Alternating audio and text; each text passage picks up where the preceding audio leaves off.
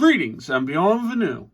Captain Cold here with a review for the Hawkgirl CW Legends figure. And I'd say it's pretty bad off the start. While the arms seem to have some good range in them, the hand swivel 360, the arm swivel 360, and of course the shoulder swivels 360. So long as you mind the wings. The shoulder pads, however, do seem to be glued to the figure's arm and therefore could be easily ripped off. The head goes forward this far and back that far, and there's of course a 360 at the neck. There is no articulation in the bust like here in the She-Hulk figure, or in the hips like here on this Lady Deathstrike figure. Meaning it is quite hard to pose, and keep that Lady Deathstrike figure in mind, we'll be needing her again in a sec. Very soon, actually. First of all, these legs go forward this far and back this far. Yes, that far. Do you see? Do you see how it is not going back any further?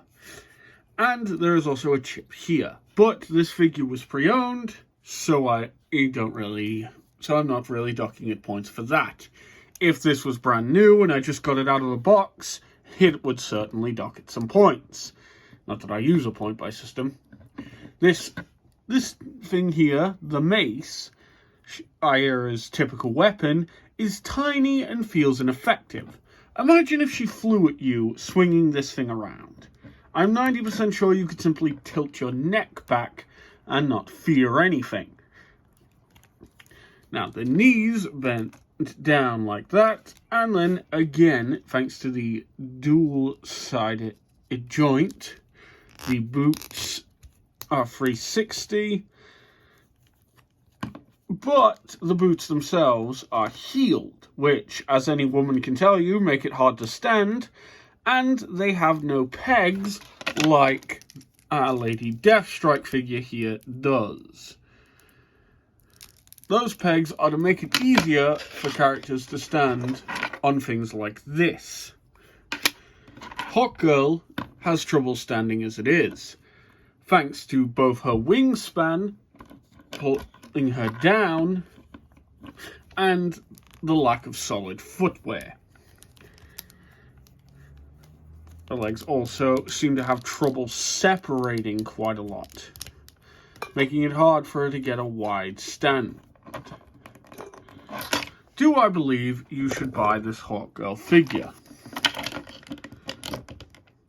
No, I do not.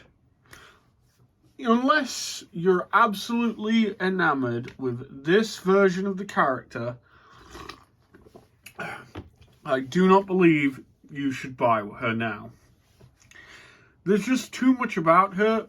It feels easy to break. The wings, for example,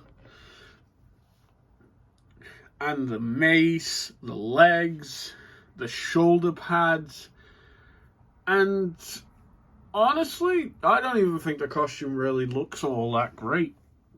I've warmed up to her over the hours I've had her,